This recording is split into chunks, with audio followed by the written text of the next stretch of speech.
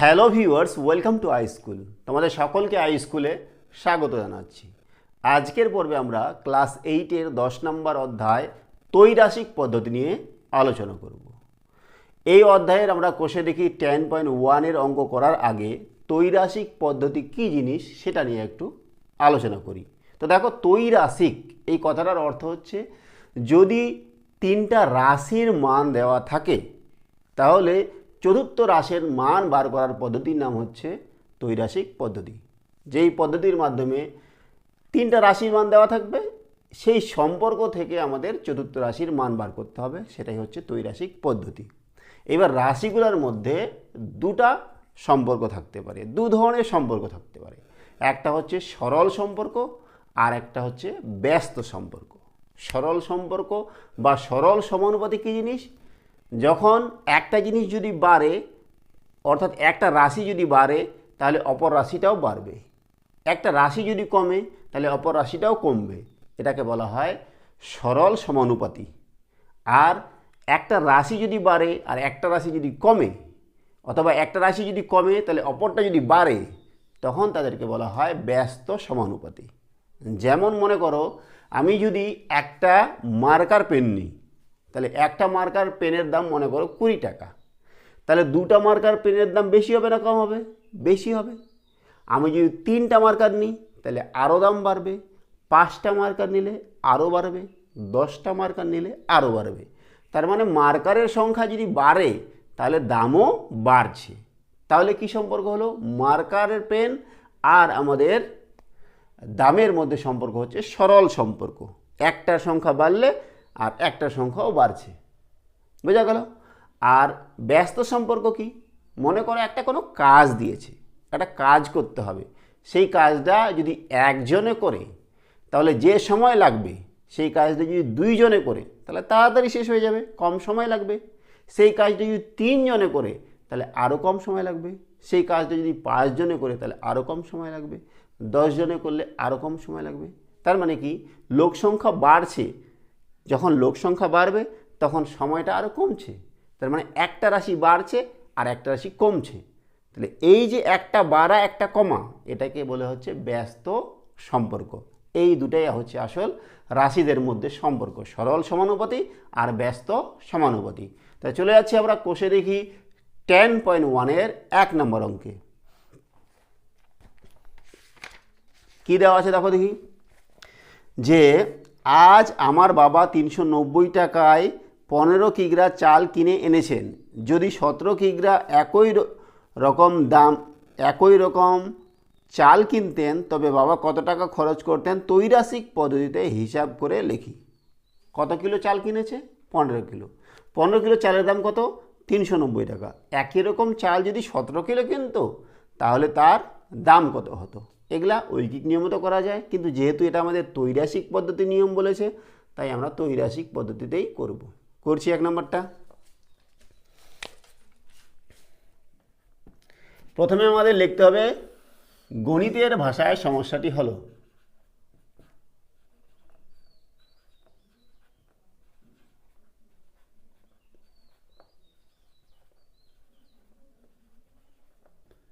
সমস্যাটি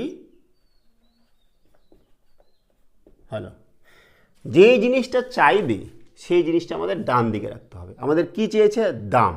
তো দামটা আমাদের ডান দিকে রাখতে হবে, আর এদিকে চালের পরিমাণটা বাম দিকে রাখতে হবে। তাহলে চালের পরিমাণ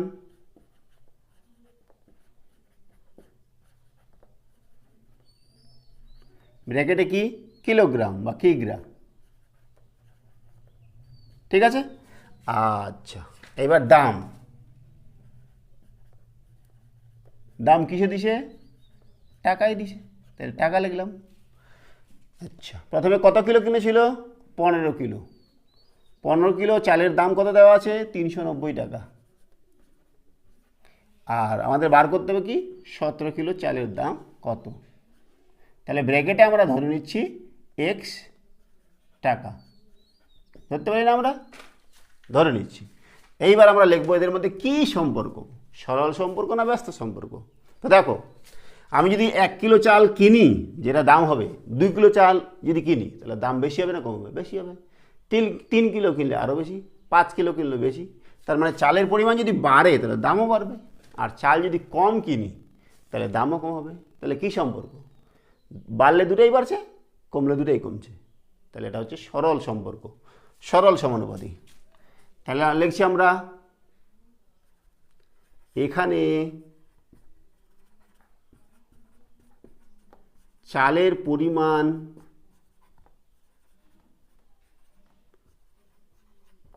বাড়লে দামও বাড়ে, চালের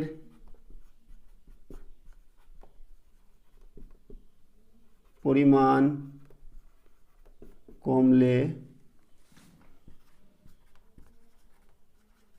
দামও কমে। অর্থাৎ চালের পরিমাণ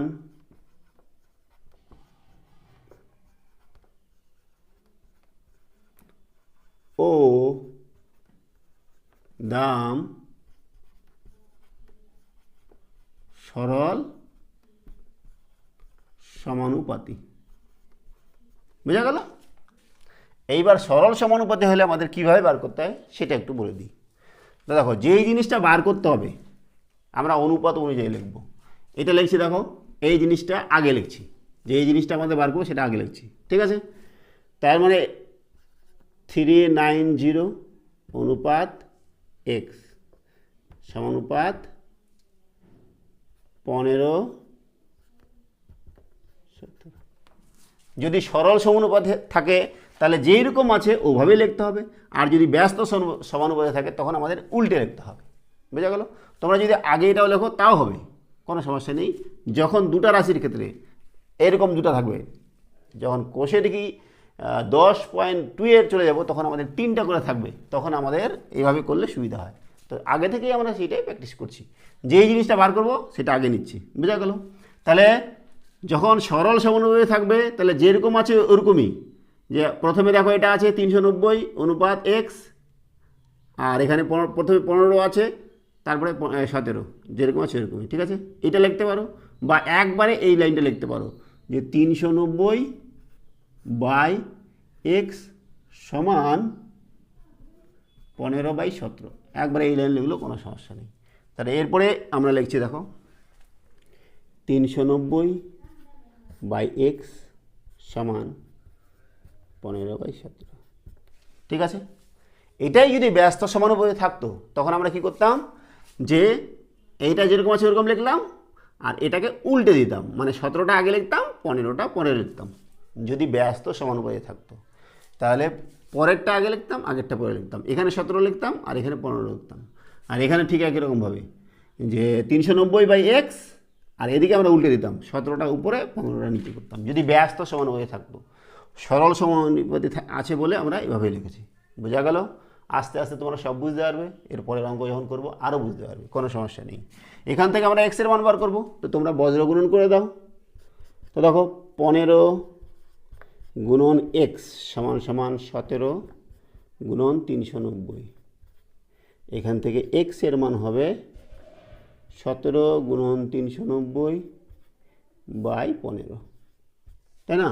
তো আমরা কাটাকাটি করবো, 5 দিয়ে কাটাকাটি করছি, 5 3 15, 5 7 35, 36 37 38 39, 4 5 8 40। এবার 3 দিয়ে কাটাকাটি করবো, 3 দুগুণে 6, 1 আর 18, 3 6 18, তাহলে কত হচ্ছে 26 × 17। তাহলে 26 × 17 করবো আমরা, 26 × 17, 7 6 42, 4 7 2 14, 15 16 17 18, 1 ঘর কাটা, 1 দিয়ে 26, 2 8 6 14 4 হাতে 1 4, 442, কত হচ্ছে 442 টাকা। তাহলে লিখে দেবো যে 17 কিলো চালের দাম কী চেয়েছে, কী চেয়েছে? আচ্ছা, তবে বাবা কত টাকা খরচ করতেন, বা 17 কিলো চালের দাম, বাহ, এমনি লিখে দাও যে 17 কিলো কেজি চালের দাম 442 টাকা। বোঝা গেল? এই হচ্ছে 1 নাম্বার। নেক্সট রয়েছে আমরা 2 নম্বর অঙ্কে। 2 নম্বর অঙ্ক কী দেওয়া আছে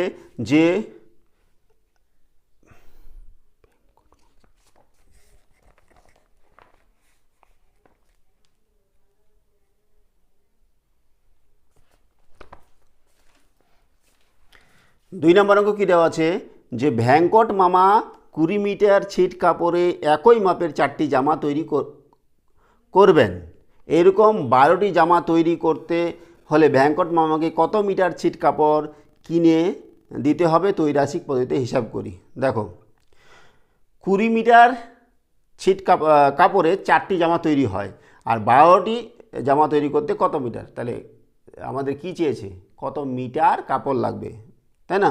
তাহলে সেটা ডান দিকে রাখতে হবে। তাহলে আমাদের দেখো গণিতের ভাষায় সমস্যাটি হলো এটা প্রতিটা অঙ্কই লাগবে, তাই আমরা মুছছি না, এটা আমাদের থাক। তো দেখো জামার সংখ্যাটা লিখি বাম দিকে,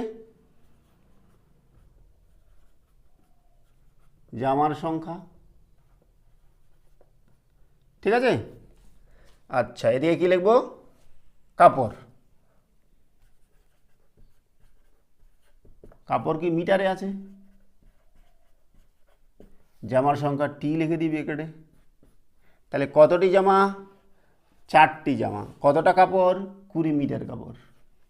আচ্ছা 12টি জামা, কত মিটার কাপড়, এক্স আমরা ব্র্যাকেটে ধরে নিয়েছি। বোঝা গেল? তাহলে জামার সংখ্যা যদি বাড়ে তাহলে কাপড় বেশি লাগবে, জামার সংখ্যা কমলে কাপড় কম লাগবে। তাহলে তোমরা ওটা ভাষায় লিখবে যে জামার সংখ্যা বাড়লে কাপড় বেশি লাগবে, জামার সংখ্যা কমলে কম লাগবে। তাহলে আমরা একবারে লিখে দিচ্ছি, এখানে জামার সংখ্যা ও কাপড় সরল সমানুপাতিক। ঠিক আছে? তাহলে সরল সমানুপাতি হলে কি করতে হবে, যেরকম আছে এরকম। তাহলে এটা লিখি 20 অনুপাত এক্স সমানুপাত 4/12, বা তোমরা এখান থেকে সোজা লিখতে পারো 20/x সমান 4/12। এখান থেকে আমরা এক্সের মান বার করবো। ঠিক আছে? তাহলে কোনাগুনি গুণ করছি, এটা 4 আর এক্স, 4x সমান সমান 20 গুণন 12। এখান থেকে এক্সের মান বার করবো, এক্স সমান সমান 20 গুণন 12/4, 4 3 12 3। আচ্ছা 3 2 6 60। তাহলে কত মিটার কাপড় লাগছে, তাহলে লিখে দিচ্ছি আমরা 60 মিটার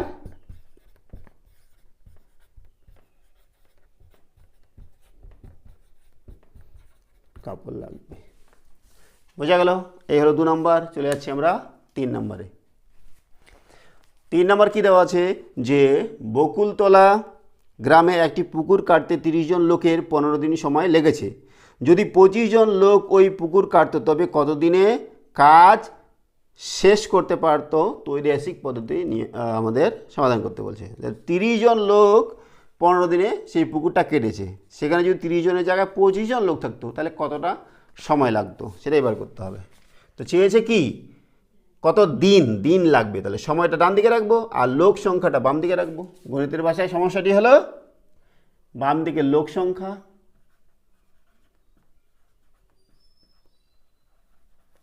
ব্র্যাকেটে জন আর এদিকে সময় ব্র্যাকেটে দিন। ঠিক আছে? লোক সংখ্যা কত ছিল, 30, সময় লেগেছিল কত দিন, 15 দিন। আর লোক সংখ্যা কত হয়েছে, 25, সময় কত দিন লাগবে, ব্র্যাকেটে আমরা ধরে নিচ্ছি এক্স দিন। ঠিক আছে? তো এবার দেখো একটা পুকুর খনন করা নির্দিষ্ট কাজ, তাহলে 30 জন লোকে সেই কাজটা 15 দিনে করেছে। এইবার লোক কমে গেছে, তাহলে তারা কি 15 দিনে কাজটা করতে পারবে না, তাদের বেশি সময় লাগবে। লোক কমে গেল তাহলে সময়টা বেশি লাগছে। লোক যদি বেড়ে যায়, 30 জনের জায়গায় যদি 60 জন হয় তাহলে 15 দিন কি লাগবে, তো তাড়াতাড়ি হয়ে যাবে। তার মানে কি একটা রাশি বাড়ছে তো একটা কমছে, এটা হচ্ছে তাহলে ব্যস্ত সমানুপাতিক। লোক সংখ্যা কমলে সময় বেশি লাগবে, লোক সংখ্যা বাড়লে লোক সংখ্যা কমলে সময় বেশি লাগবে, আর লোক সংখ্যা বাড়লে সময় কম লাগবে। তাহলে ব্যস্ত সমানুপাতিক। তাহলে লিখে দিচ্ছি, দেখো এখানে লোক সংখ্যা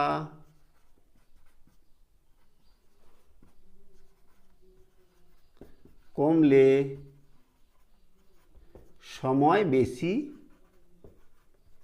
লাগবে, লোক সংখ্যা কমছে সময় বাড়ছে, অর্থাৎ লোক সংখ্যা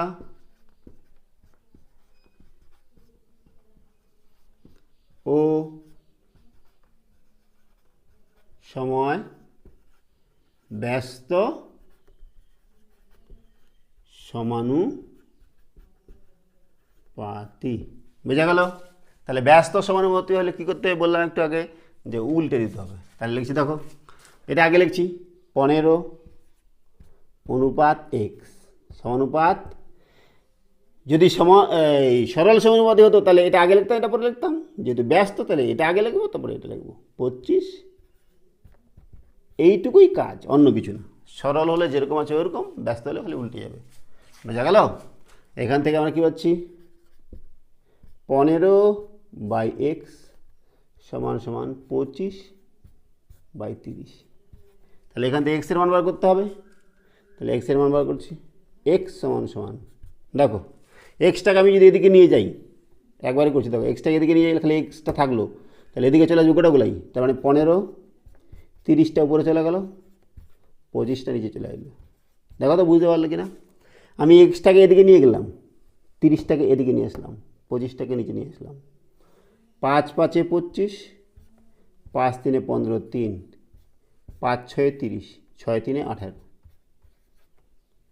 তাহলে কতদিন লাগছে? অতএব 25 জন লোকের ওই পুকুরটি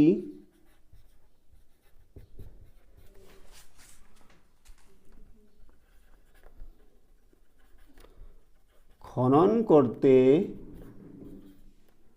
18 দিন লাগবে। ঠিক আছে, এই হলো 3 নম্বর। চলে যাচ্ছি আমরা 4 নম্বর অঙ্কে। 4 নম্বর অঙ্ক, কাকিমা ঘন্টায় 40 কিমি বেগে গাড়ি চালিয়ে 5 ঘন্টায় মামার বাড়ি পৌঁছে গেলেন। তিনি যদি ঘন্টায় 50 কিমি বেগে গাড়ি চালাতেন তবে মামার বাড়ি পৌঁছতে কত সময় লাগতো? তাহলে আমাদের সময়টা চেয়েছে, সময় ডান দিকে রাখবো আর গতিবেগটা বাম দিকে রাখবো। গণিতের ভাষায় সমস্যাটি হলো গতিবেগ কিলোমিটার/ঘন্টা, আওয়ার। ঠিক আছে, গতিবেগ গেল, আর এদিকে সময়, এটাও ঘন্টা। তাহলে দেখো গতিবেগ কত ছিল আগে, 40 কিমি/ঘন্টা, সময় লেগেছে 5 ঘন্টা। এইবার যদি গতিবেগ বেশি হতো, 50 কিমি/ঘন্টা হতো, তাহলে কতটা সময় লাগতো? ধরুন এক্স। তাহলে বলো তো, যদি গতিবেগ বাড়ে, আমি কোথাও যাচ্ছি, আমি যদি আসতে যাই তাহলে বেশি সময় লাগবে যেতে, আর যদি আমি জোরে যাই, তাড়াতাড়ি যাই, তাহলে কম সময় লাগবে। তাহলে একটা রাশি বাড়ছে তো একটা কমছে, তাহলে ব্যস্ত সমানুপাতিক, তাই না? তাহলে এখানে গতিবেগ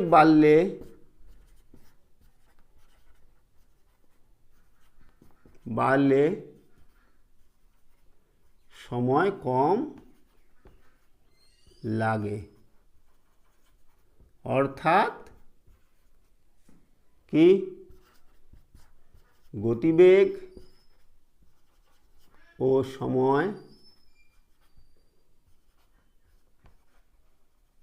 ব্যস্ত সমানুপাতি। ঠিক আছে, ব্যস্ত সমানুপাতি হলে আমাদের কি করতে হবে, 5:x সমানুপাতি চিহ্ন উল্টে দিতে হবে খালি, ব্যাস এইটুকুই। 50, 40, 5/x = 50/40। ঠিক আছে, এখান থেকে x এর মান বার করছি। দেখো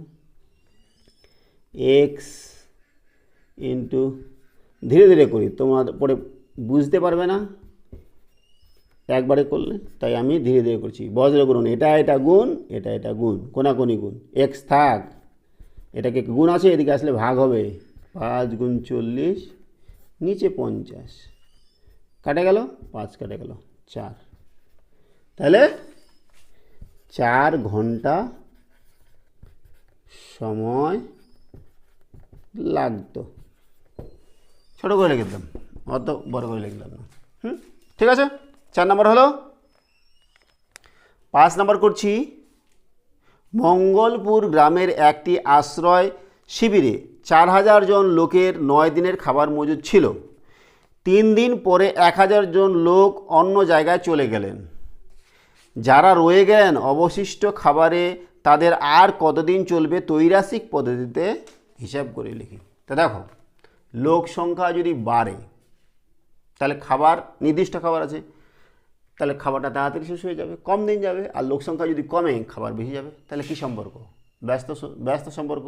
তো দেখো, ভালো করে দেখো, 4000 জন লোক ছিল, সেই খাবারটা যেত 9 দিন।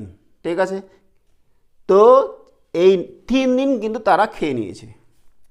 3 দিন খাওয়ার পরে 1000 জন চলে গেছে, তাহলে 3 দিন খাওয়ার পরে বাকি যেটা খাবার আছে সেই খাবারটা কয়দিন যেত যদি কেউ কোথাও না যেত? মোট খাবার ছিল 9 দিনের, তাহলে 3 দিন খাওয়ার পরে আবার 6 দিন যেত মাত্র। কতজন লোকের? 4000 জন লোকের।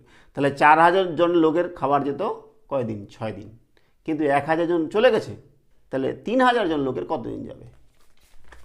গণিতের ভাষায় সমস্যাটি হলো, লিখছি লোক সংখ্যা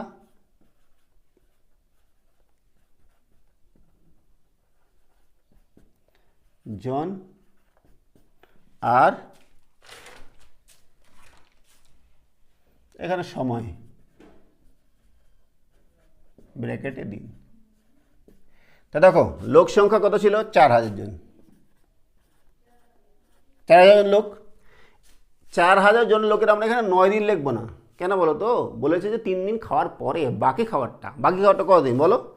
9 দিনের মধ্যে 3 দিন খেয়ে নিছে, তার মানে 9 - 3, তার মানে 6 দিন যেত এতজন লোকের। এবার কতজন লোক আছে? 1000 জন চলে গেছে, তাহলে 4000 বিয়োগ 1000, তার মানে লোক আছে কত? 3000 জন। এই 3000 জনের লোকের ওই খাবার কতদিন যাবে? ধরে নিচ্ছি আমরা x দিন। তাহলে লোক সংখ্যা বাড়লে খাবার কম দিন যাবে, আর লোক সংখ্যা কমলে খাবার বেশি দিন যাবে। তাহলে কি সম্পর্ক? ব্যস্ত সম্পর্ক। লোক সংখ্যা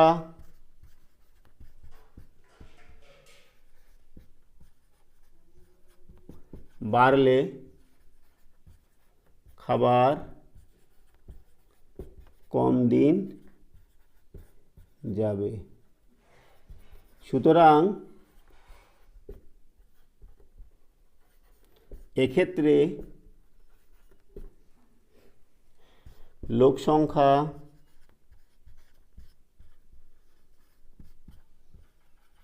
ও সময় ব্যস্ত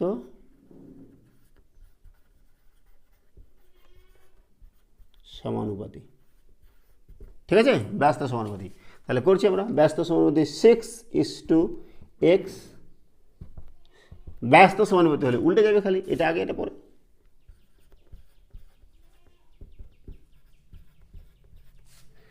তাহলে এখান থেকে আমরা লিখছি, দেখো 6/x সমান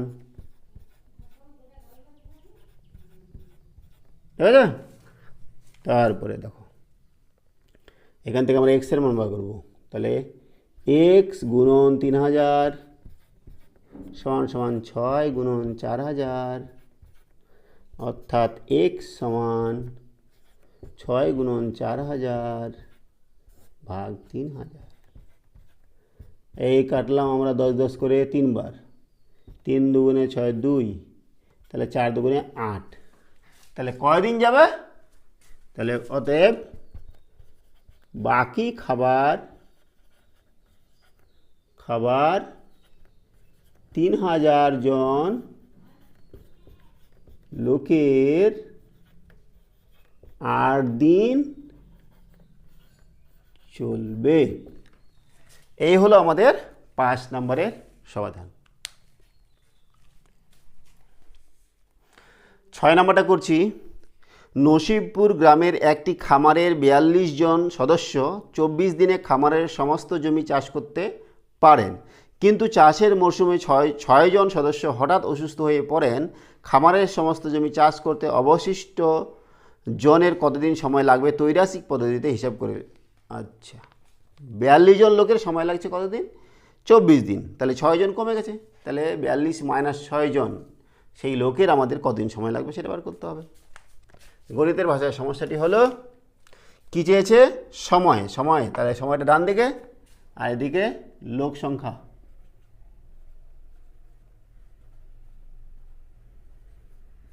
ব্র্যাকেটে জন, আর এদিকে সময়, ব্র্যাকেটে দিন, তাই না? 42 জন লোক, কতদিন সময় লাগছে? 24 দিন। এবার কয়জন অসুস্থ হয়েছে? 6 জন। তাই 42 বিয়োগ 6 কত হবে? 6 বাদ দিলে 36 জন। কতদিন সময় লাগবে? ধরি এক্স। তাহলে লোক সংখ্যা যদি বাড়ে, কোনো একটা কাজ করছে, লোক সংখ্যা যদি বাড়ে, তাহলে সেই কাজটা তাড়াতাড়ি শেষ হবে, তাহলে সময় কম লাগবে। লোক সংখ্যা কমলে সময় বেশি লাগবে, তাহলে ব্যস্ত সম্পর্ক। লিখে দিচ্ছি একবারে। এক্ষেত্রে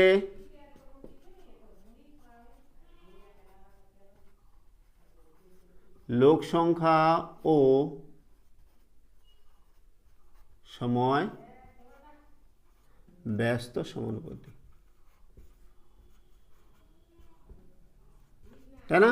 দেখো, লোক সংখ্যা যদি কমে যায় তাহলে কাজটা করতে বেশি সময় লাগবে না, আর লোক সংখ্যা যদি বেড়ে যায় তাহলে তাড়াতাড়ি হবে, ব্যস্ত সমানুপাতিক। তাহলে করছি, দেখো, ব্যস্ত সমানুপাতিক 24:x কত? উল্টা হয়ে যাবে, 36টা আগে 42টা, ঠিক আছে? বা 24/x সমান 36/42।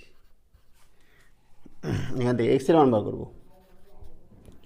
এক্সের মান বার করছি 36 × x সমান 24 × 42। এক্স সমান 24 × 42 36। 12 2 24, 12 3 36, 3 3 1 3, 12 3 4 12, 14, 14 2 28। তাহলে এক্স সমান কত হয়ে গেল? 28 দিন। তাহলে কতদিন সময় লাগবে? 28 দিন সময় লাগবে। লিখছি অতএব 28 দিন সময় লাগবে। ঠিক আছে, 6 নম্বরটা হলো আমাদের। 7 নম্বর করছি। কী দেওয়া আছে? যে একটি কারখানায় 1000টি যন্ত্রাংশ তৈরি করতে 16টি মেশিনের 27 দিন সময় লাগে। 1000টি যন্ত্রাংশ 16টি মেশিনের 27 দিন সময় লাগে। যদি ওই কারখানায় আরও 2টি মেশিন বসানো হয় তাহলে একই সংখ্যক যন্ত্রাংশ তৈরি করতে কতদিন সময় লাগবে? দেখো, যন্ত্রাংশ 1000 ছিল, সেটা 1000ই আছে, সেটা পরিবর্তন হয়নি, তাহলে সেটা আমাদের লেখা না লেখা কোনো সমস্যা নেই। আমাদের পরিবর্তন হয়েছে কি? মেশিন সংখ্যা। মেশিন ছিল 16টা, 2টা বেড়েছে, ঠিক আছে? এখন কতদিন সময় লাগবে? তাহলে গণিতের ভাষার সমস্যাটি হলো সময় চেয়েছে, তাহলে সময়টা ডান দিকে, আর এদিকে মেশিনের সংখ্যা, মেশিনের সংখ্যা ব্র্যাকেটে টি, আর এদিকে সময়, সময় কিসে আছে? দিনে আছে। তাহলে মেশিন কতগুলো ছিল? 16টা মেশিন। 16টা মেশিনের সময় লেগেছে কত? 27 দিন। এখন 2টা মেশিন বেড়েছে, তাহলে 16 + 2, 18টা মেশিনের কতদিন সময় লাগবে? ধরে নিলাম এক্স, ঠিক আছে? তাহলে মেশিনের সংখ্যা যদি বাড়ে, মেশিনের সংখ্যা বাড়লো তাহলে সময় কম লাগবে, মেশিনের সংখ্যা কমলে সময় বেশি লাগবে। তাহলে এক্ষেত্রে লিখে দিচ্ছি একবারে, এক্ষেত্রে মেশিনের সংখ্যা ও সময় ব্যস্ত সমানুপাতি। বোঝা গেল? তাহলে ব্যস্ত সমানুপাতি তাহলে কী করতে হয়, আমরা একবারে করছি, দেখো 27/x সমান ব্যস্ত সমানুপাতি তাহলে উল্টে যাবে, 18টা উপরে 16টা নিচে। বোঝা গেল? এখান থেকে এক্সের মান ব্যবহার করবো 18 ইন্টু এক্স সমান 27 ইন্টু 16। তাহলে 18 সমান এক্স সমান 27, 16/18। 9 দুগুণে 18, 9 তিনে 27, 8 দুগুণে 16, 8 তিনে 24। তাহলে এক্স সমান সমান কত হলো 24। তাহলে কতদিন সময় লাগবে, অতএব 24 দিন লাগবে। বোঝা গেল? এইবার দেখো আমরা চলে যাচ্ছি আমাদের 8 নম্বরে। এইবার চলে যাচ্ছি আমরা 8 নম্বরে। দেখো 8 নম্বর অঙ্ক আমাদের কি বলেছে, বলেছে কি যে নিচের পারস্পরিক সম্পর্কগুলি দেখি, গণিতের গল্প তৈরি করি এবং ত্রৈরাসিক পদ্ধতিতে উত্তর খুঁজি। আমাদের গণিতের ভাষায় সমস্যাটি দেওয়া আছে, এটা এখান থেকে আমাদের একটা গল্প তৈরি করতে বলেছে, যে মানে প্রশ্নটা তৈরি করতে বলছে এবং সমাধান তৈরি করতে বলছে। তো দেখো কী দেওয়া আছে, যে পেনের সংখ্যা আর মোট পেনের দাম, 25টি পেনের দাম এত টাকা, 12টি পেনের দাম কত। তোমরা নিজের একটা গল্প তৈরি করতে পারো, যে আমার দিদি 25টা কলম কিনেছিল, তার দাম এত টাকা। আমি ওই একই রকম 12টি কলম কিনবো, তাহলে আমাকে কত টাকা দিতে হবে। ব্যাস হয়ে গেল প্রশ্ন। তারপরে আমাদের সমাধান করতে হবে। তাহলে ওটাই আমি একটু লিখে দিচ্ছি, তোমরা নিজেরা নিজের মতো করে গল্প তৈরি করবে। তো লিখছি, দেখো আমার দিদি 25টি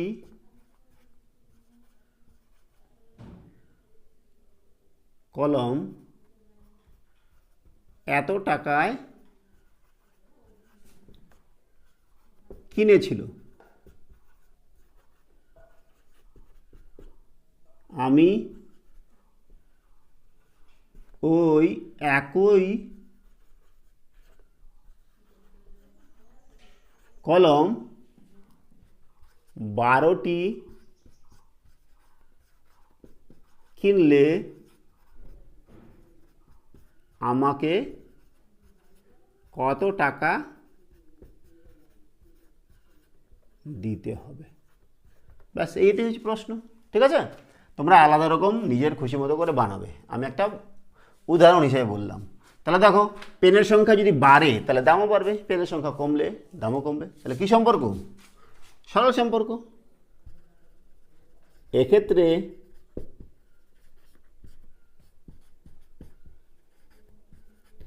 পেনের সংখ্যা ও মোট পেনের দাম সরল সমানুপাতি।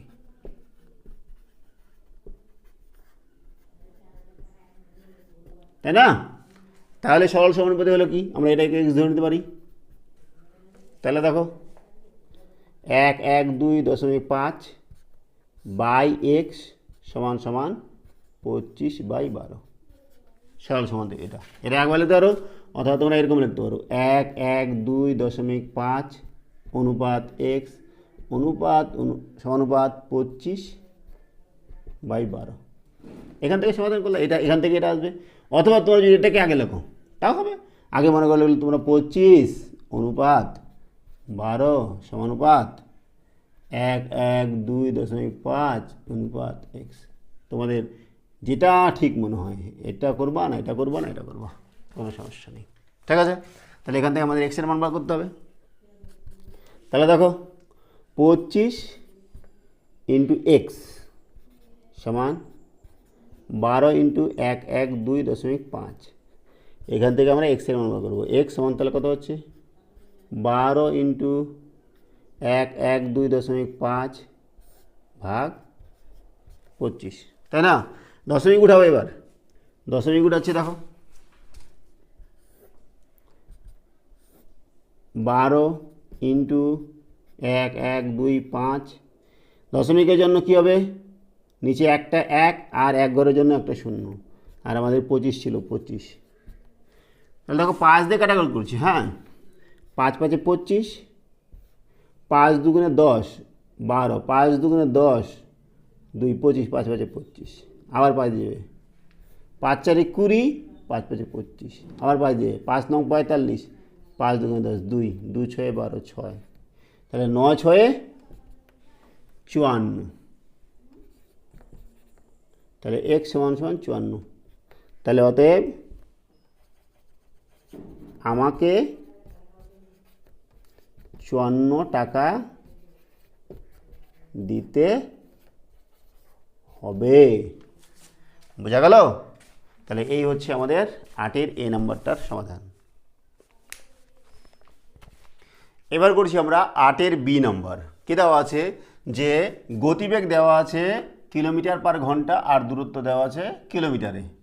যে গতিবেগ যখন 9 কিমি পার ঘন্টা, তখন দূরত্ব যাচ্ছে কত 112.5 কিলোমিটার, আর 12 কিমি পার ঘন্টায় কত দূরত্ব যাবে, মানে সময়টা বলা নেই, সময়টা একটা নির্দিষ্ট সময়। তো আমরা যদি নিই একটা, এটা নিয়ে আমাদের একটা গাণিতিক সমস্যা তৈরি করতে হবে, অর্থাৎ একটা প্রশ্ন তৈরি করতে হবে। তো আমরা যদি মনে করি যে রাম এবং রহিম, রামের গতিবেগ হচ্ছে 9 কিমি পার ঘন্টা, গতিবেগ বলতে ও সাইকেল চালাচ্ছে মনে করো, রাম সাইকেলে ঘন্টায় 9 কিমি পার পথ যে সময়ে এত দূরত্ব যায়, সেই একই সময়ে রহিম, যার গতিবেগ হচ্ছে 12 কিমি পার ঘন্টা, সে কত দূরত্ব যাবে। ঠিক আছে, তো আমরা লিখছি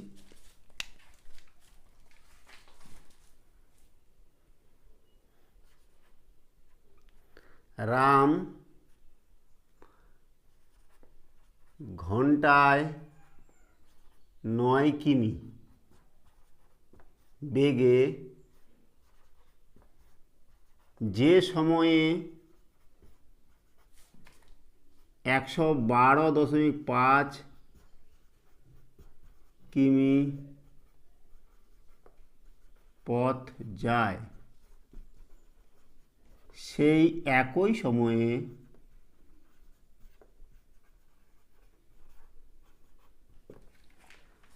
রহিম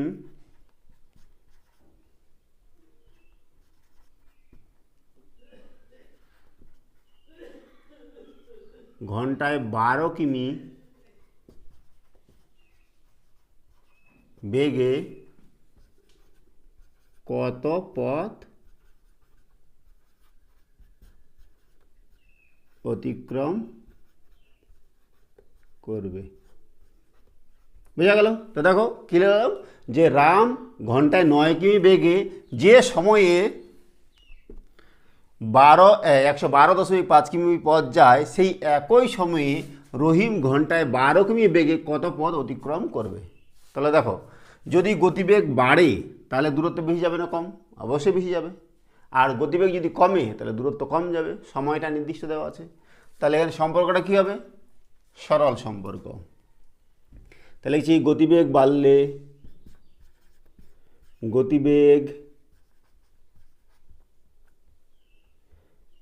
গতিবেগ বাড়লে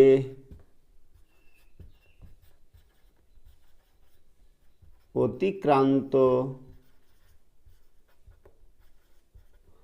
দূরত্ব বাড়ে। সুতরাং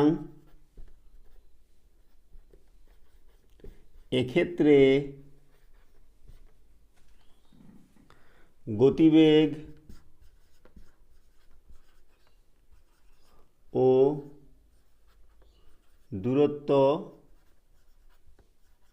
সরল সমানুপাতি। বোঝা গেল? তাহলে সরল সমানুপাতি হলে কী করতে হবে? তো আমরা এটাকে মনে করো এক্স ধরছি, এক্স কিমে যাচ্ছে ধরি, তাহলে সরল সমানুপাতি করব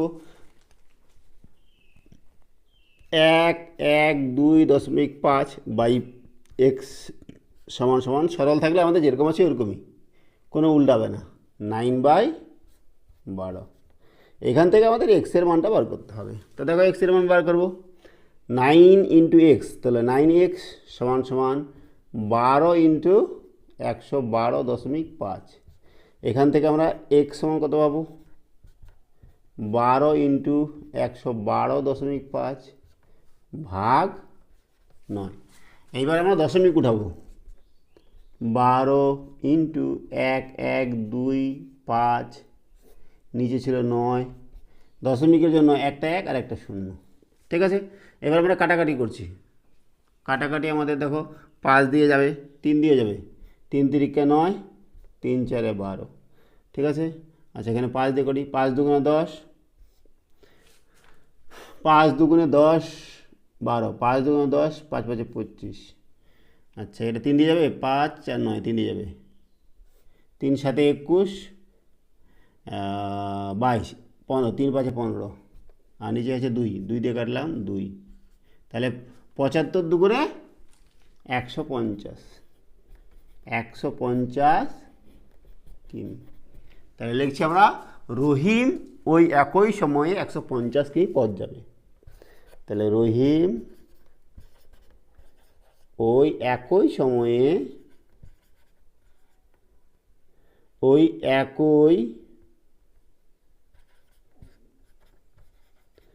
সময়ে 150 কিমি পথ যাবে। হলো, এই হলো আমাদের 8-এর বি নাম্বার।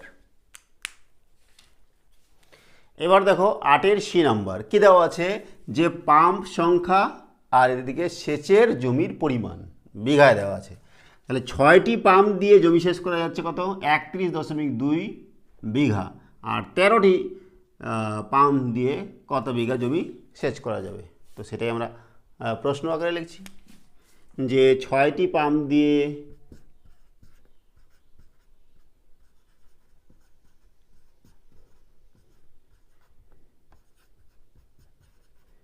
জমি সেচ করা যায় 31.2 বিঘা, তাহলে 13টি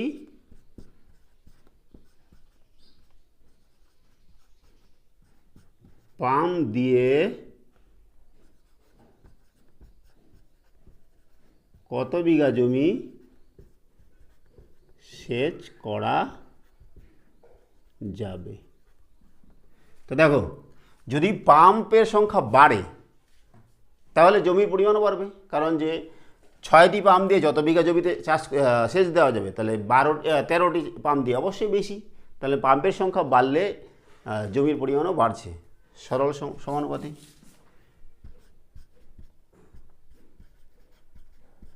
পাম্পের সংখ্যা বাড়লে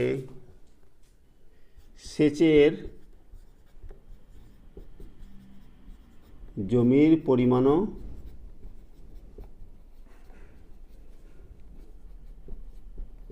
বাড়বে। সুতরাং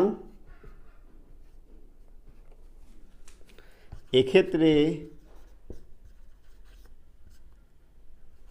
পাম্প সংখ্যা ও সেচের জমির পরিমাণ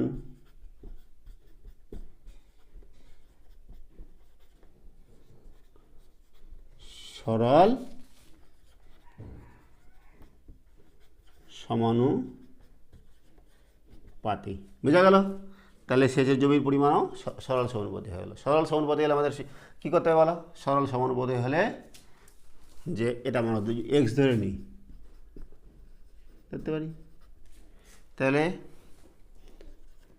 31.2 বাই এক্স সমান সমান 6/x। সরি 6/13। সরল সমানুপাতি হলে আমাদের কোনো পরিবর্তন হচ্ছে না, আর ব্যস্ত হলে উল্টে যাবে। তাহলে এখান থেকে আমরা এক্সের মান বার করব। 6x সমান 13 ইন্টু 31.2, অর্থাৎ x সমান কত হচ্ছে 13 ইন্টু 31.2/6। এবার দশমিক উঠাবো আমরা। 13 ইন্টু 31/2, 6, দশমিকের জন্য একটা 1 আর একটা 0।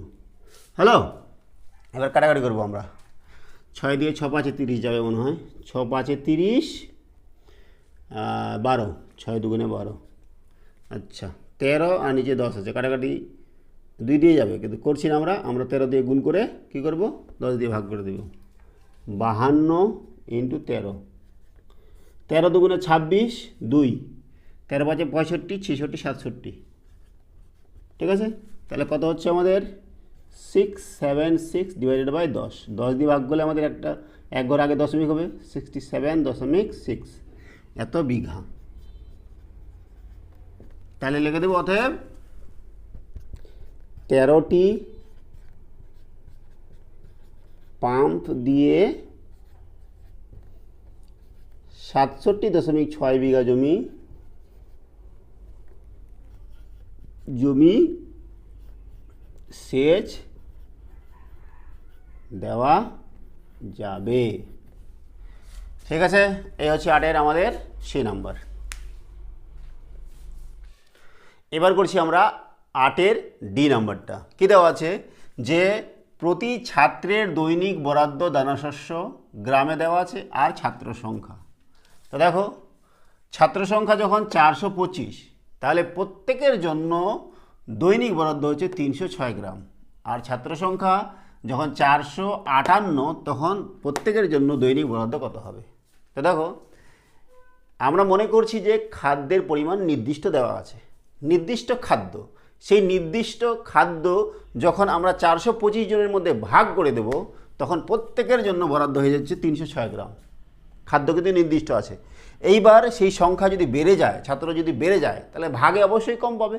ঠিক আছে, তাহলে ছাত্র সংখ্যা 458 জন হয়ে গেল, 25 জন থেকে বেড়ে গেছে, তাহলে তাদের দানাশস্যের পরিমাণ প্রত্যেকের জন্য বরাদ্দ কমে যাবে, কারণ যে খাদ্য নির্দিষ্ট। তাহলে এখানে ব্যস্ত সমানুপাত হবে। তাহলে সেই প্রশ্নটা আমরা আগে করছি। নির্দিষ্ট পরিমাণ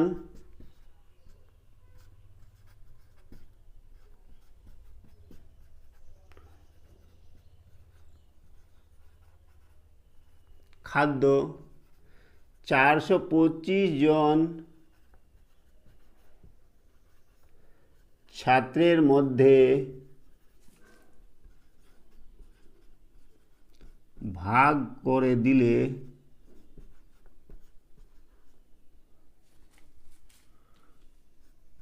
প্রত্যেকের জন্য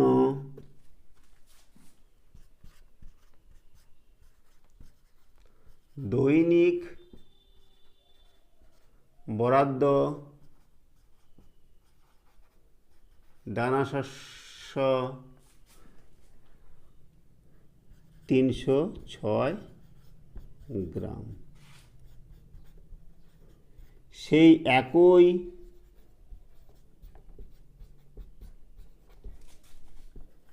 পরিমাণ খাদ্য 408 জনের মধ্যে ভাগ করে দিলে প্রত্যেকের জন্য বরাদ্দ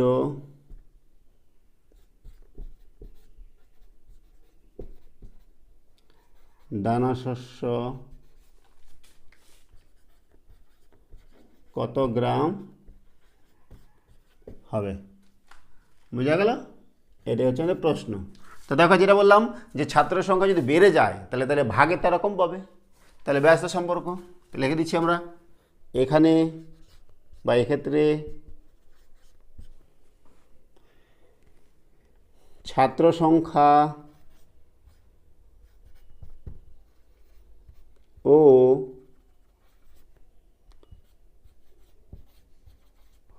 প্রতি ছাত্রের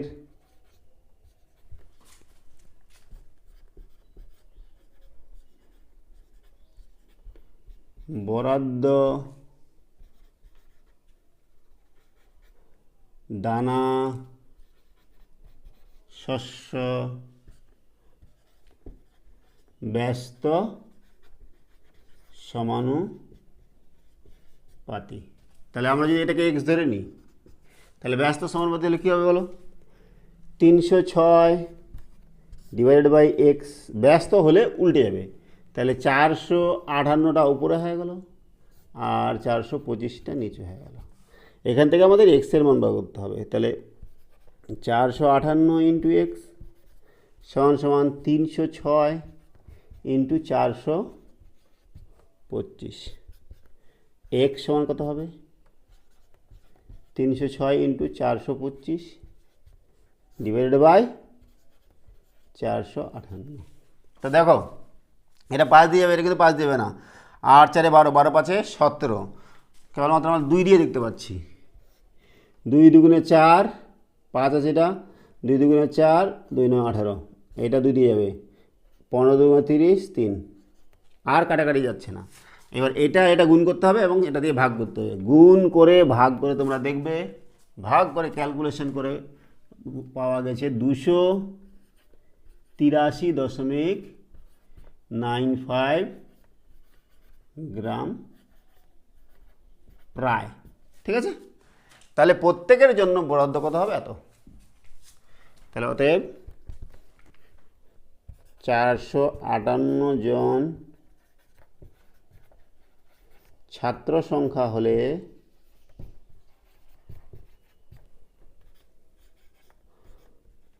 প্রত্যেকের জন্য বরাদ্দ হবে কত? 283.95 গ্রাম দানা শস্য। ঠিক আছে, এই হচ্ছে আমাদের 8-এর ডি নাম্বারের সমাধান। তাহলে আজকে আমরা কষে দেখি 10.1-এর 1 থেকে 8 পর্যন্ত যত সমস্ত অঙ্ক ছিল সমস্ত অঙ্ক আমরা সমাধান করলাম। এর পরের ভিডিওতে আমরা কষে দেখি 10.2-এর অঙ্কগুলো সমাধান করার চেষ্টা করব। সঙ্গে থাকার জন্য অসংখ্য ধন্যবাদ। দেখা হচ্ছে পরের ভিডিওতে। Have a nice day.